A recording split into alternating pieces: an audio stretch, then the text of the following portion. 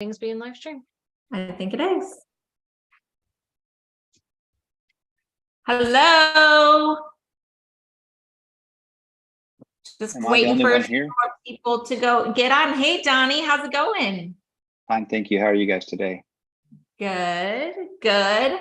Are you interested in knowing what the top med spas metrics that they focus on? What a silly question. Good, good, good. Well, I'm excited to give it to you guys today. The top two major metrics that all the major med spas were talking about when I was at the medical spa show in Las Vegas just a couple weeks ago. It was time and time again that I was learning just what metrics everyone cared about. Not just the top performing med spas, but also merger and acquisition companies. So pretty much, you know, everyone, if you own a med spa, you want to listen up to this because it's going to help you either grow or it's going to help you get a bigger multiplier when it comes to merger and acquisitions, because these things came up time and time again. So I want to know what guesses, what do you think, if you had to guess, or what you value the most right now, what do you think the top two metrics, the top performing med spas are really paying attention to? What do you think it is? Do you think it's number of visits per year? Do you think it, obviously it has to do with revenue? I'm curious, what do you think it is? Do you think it's net profit? What are the major metrics that you think they're really looking at? Put it in the comments, right? Seeing memberships, reoccurring revenue in general, right? Awesome. All right. Well, I'm not gonna wait, have you wait any longer.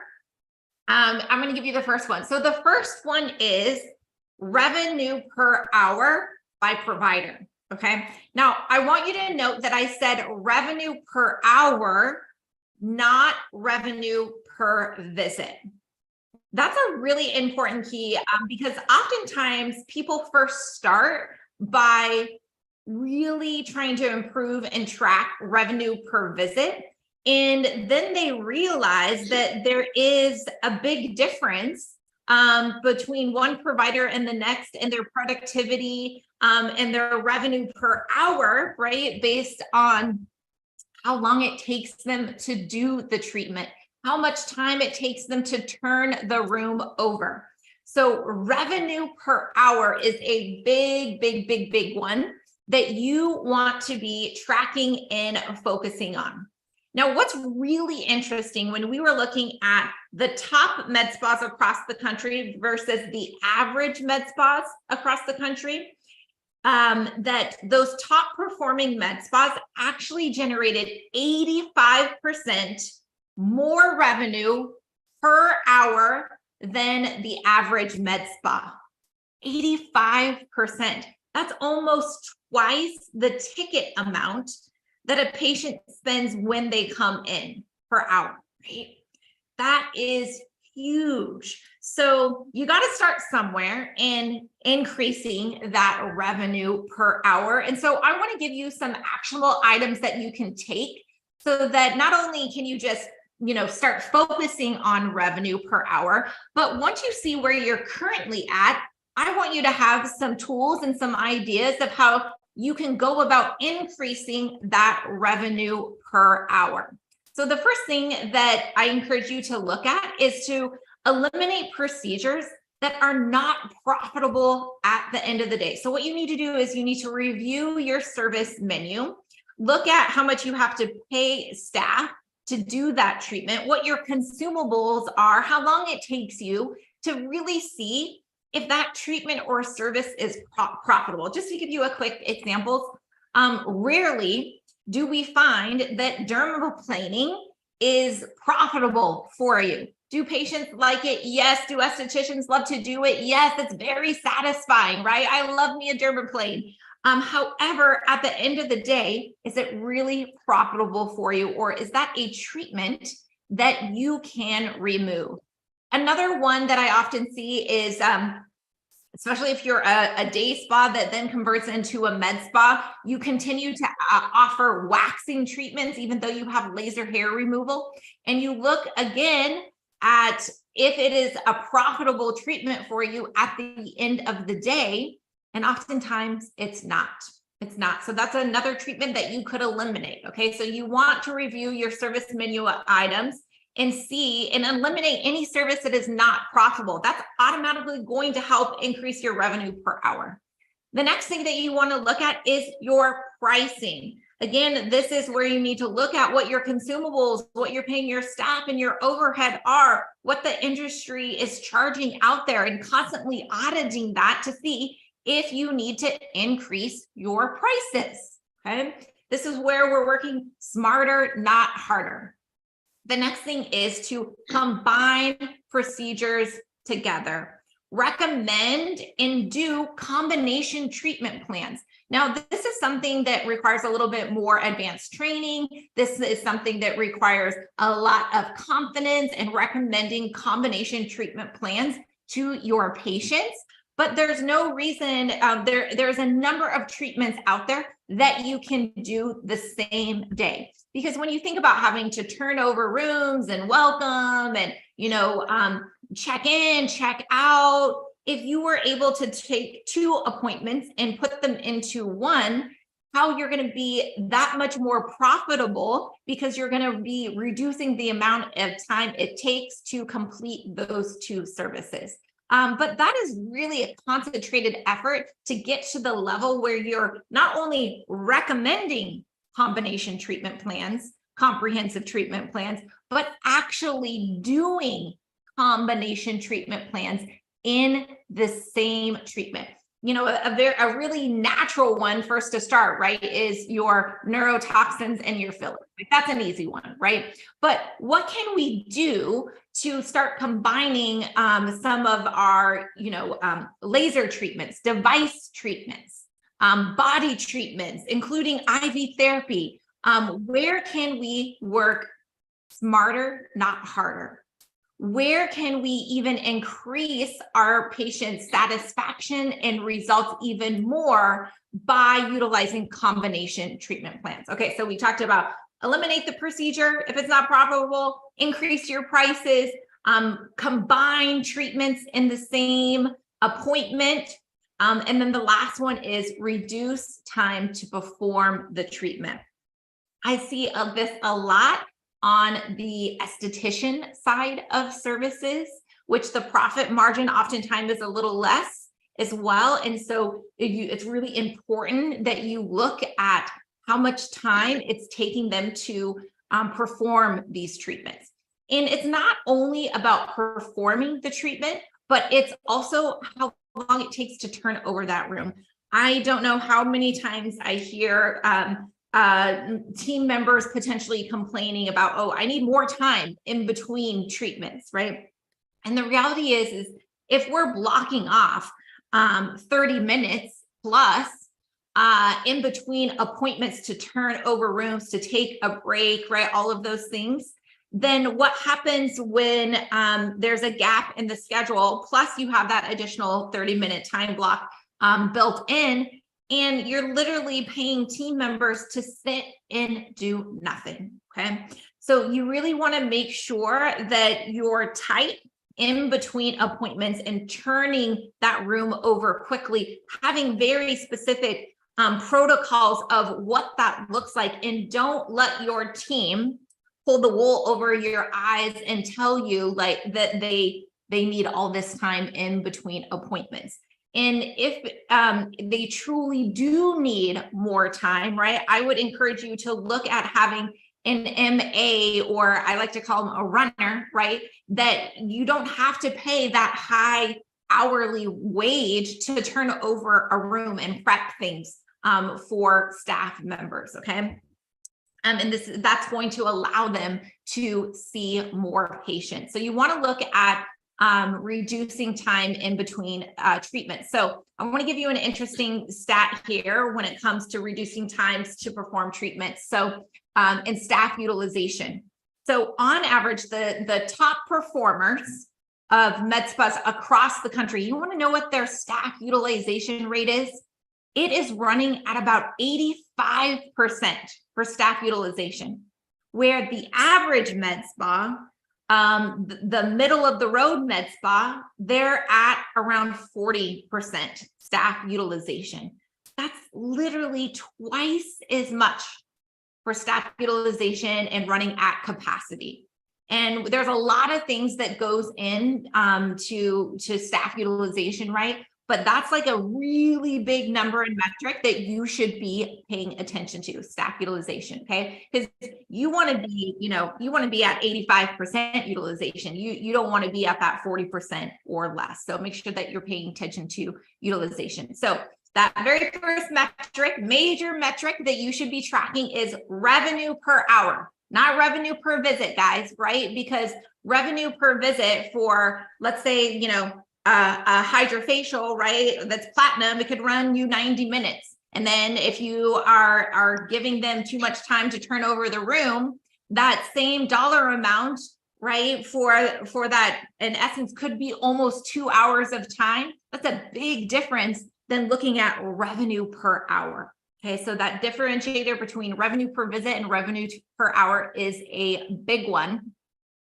And then you want to, 4 things to increase revenue per hour: eliminate the procedures that aren't profitable for you, increase your prices, combine treatments the same day, right? There's a lot of combinations that are possible to do treatments same day, but you got to talk about it. You got to be strategic. You got to train your team. And the last one is really focusing on staff utilization and reducing the time to perform treatments. All right. So the second big major metric that not only are merger and acquisition companies looking at, but also the med spas that are generating the most revenue is number of visits per year. Number of visits per year. And I talk a lot about rebooking rates, but when you look at number of visits per year, to me, that trickles down into a whole bunch of things. So I want to give you 5 different things that you can do to increase the number of visits per year. So the first and foremost, and this is like a no-brainer, right? But I see it time and time again, that you have to have really a rock solid start to finish consultation process. And so many times this kind of is swept under the rug because they focus on, well, they know how to explain what, how the treatment works and, what the pre and post protocol is for this treatment. And, like, do you want this package kind of thing? But what I'm talking about, what I see med spas really miss the mark on oftentimes have to do with just a couple of things that really make all the difference in the world. So the first thing is that they don't focus on pain and results. So what is the patient's pain point, challenges? How long has it been bothering them? What are all the things that they have tried? This is all the information that needs to be gathered, not just to figure out, like, it's not that hard to figure out what treatment they need to do, but it is important information to have to be able to include that in your recommendation, to get those micro commitments, buy-ins, and for them to believe you that you are finally the person that understands them and can help get the result that they're looking for.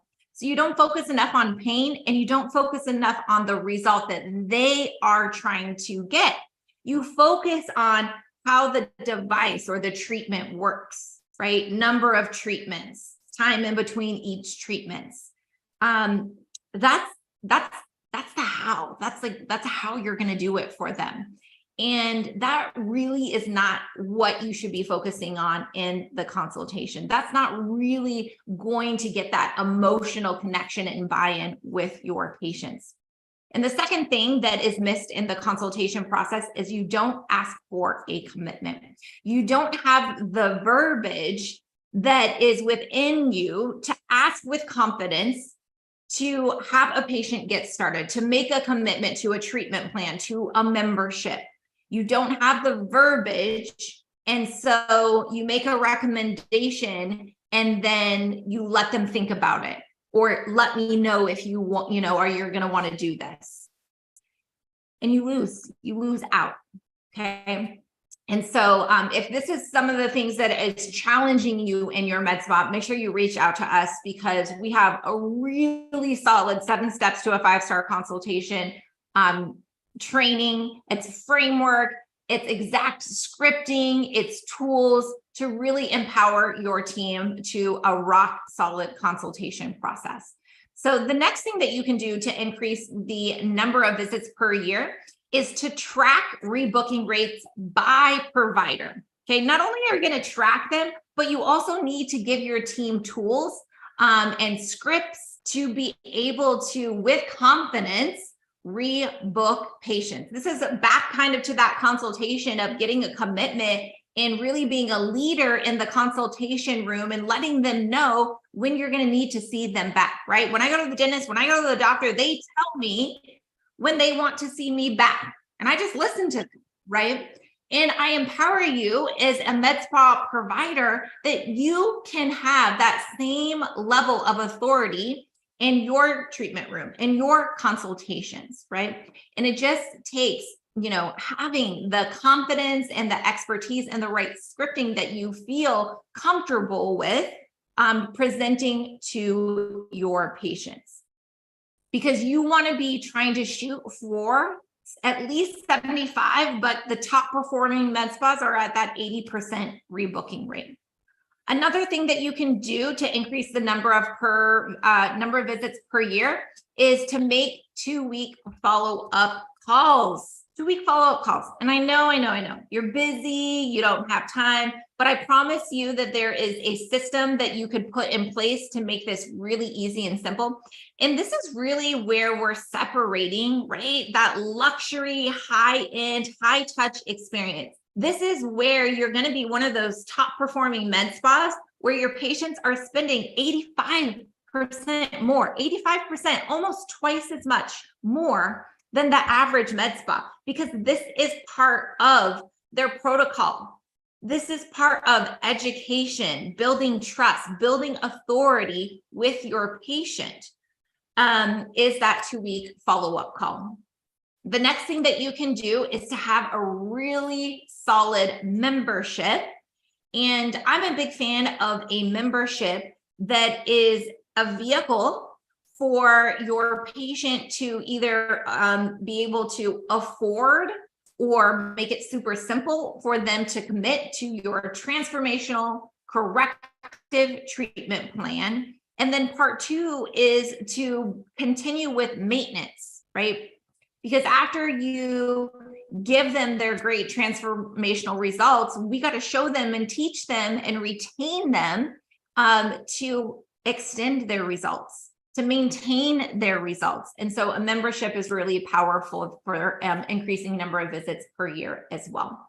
And then the last tool that you can do to increase number of visits per year is to have reactivation campaigns.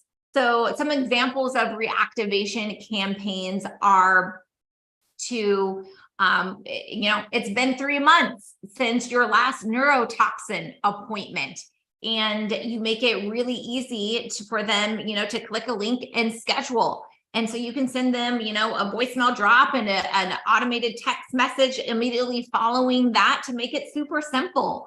That's one of my favorite ones. Sending them a birthday gift. I'll have to do another training about how, gift cards and getting patients in their birthday month is a great way to increase number of visits and annual spend per patient.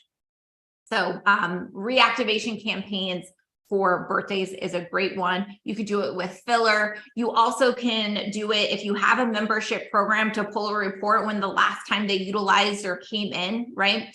And there's a drip campaign that you can reactivate patients to come in and utilize their membership more, or, do that high touch and call them, because the biggest reasons why there's cancellations with membership is because they don't use it.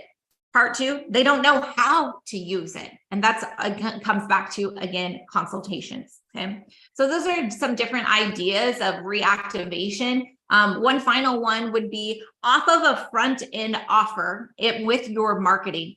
If they don't book to a package or a membership, or certainly to their next appointment, then I would love to see you have a reactivation campaign to get them to come back in. Because let's face it, when it comes to your marketing, by the time you pay your consumable, your labor, your marketing costs, your overhead with, scheduling or front desk, that first appointment, not always is there much profit left at the end of the day. So if we're not retaining those new patients off of our marketing efforts, then we're not going to hit our growth and revenue goals. Okay, so have a reactivation campaign for new patients that came in off of your marketing, but you didn't retain them. They didn't rebook. They didn't go to the package. They didn't go to the membership.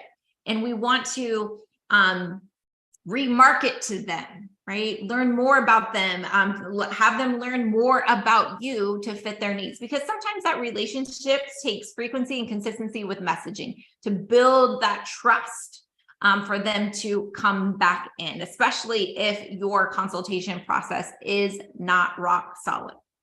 Okay, so just to recap again, 5 things to increase number of visits per year. That second major metric that the top performing med spas across the country are paying attention to.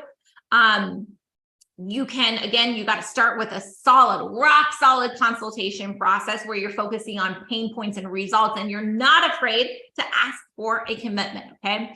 The next thing is you want to track rebooking rates by providers, and you want to have that roles and responsibilities of who ultimately is responsible for getting that rebooking. And I really believe that it should be the provider that had spent all that time doing the treatment, doing the consultation to get the commitment. Even if your front desk is the one that actually schedules it, they should make the handoff with the commitment to your front desk. That is a best practice for sure. Do 2-week follow-up calls, have a really strong membership, and do reactivation campaigns.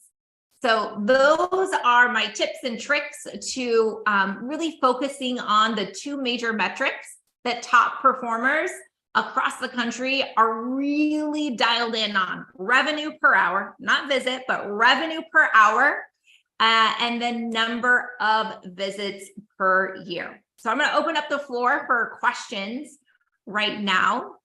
If anyone would like to chime in about kind of what I learned on those metrics that I learned at the AM Spa show, and what the big med spas and those that are going through conversations of mergers and acquisitions right now. Any questions that anyone would like to go over that's here with us live? All right, guys. Well, thank you so much for joining me. I'll be back here next Wednesday. If you want a question. Oh, hi, Katrina. Yes, what's up? Sorry, I was like, do I type it or do I just say it? So my question is, transitioning from the day spa to the med spa, we do have quite a few of those services that are those lower price points. Brow lamination takes a while. Lash lift and tints, they take a while. They take up a lot of that time, but it's also bringing in clientele still. So I guess, how do you transition from getting rid of those appointments, which are bringing in some of that, I guess, lower hanging fruit to experience your spa? How do you get rid of those? Yeah. How do I get rid of those? Yeah, great question. So before just ripping off the Band-Aid, if you are if you started as a day spa and now you are moving into the med spa space, I understand the hesitation in reality that you can't just cut them off at the knees, right? Because they are revenue generators for you. This is right. First where you need to teach your departments, your teams, how to work together and cross promote each other's services. And this is really tricky because if I can only do lash tints, right? Or not lash tints, let's say I can only do waxing, I can't do laser hair removal. I'm not likely to want to really recommend over to laser hair removal unless I'm incentivized because I'm going to lose my tip, right, on my wax service. So it becomes a thing where you have to set up training where your team, even if they don't do the treatment themselves, they're just enough dangerous to start a conversation or make a recommendation to schedule a consultation or a treatment onto another service type that they don't handle. And the second thing is you absolutely have to compensate them, because otherwise it's going to be in one ear and out the other, and you have to hold them accountable.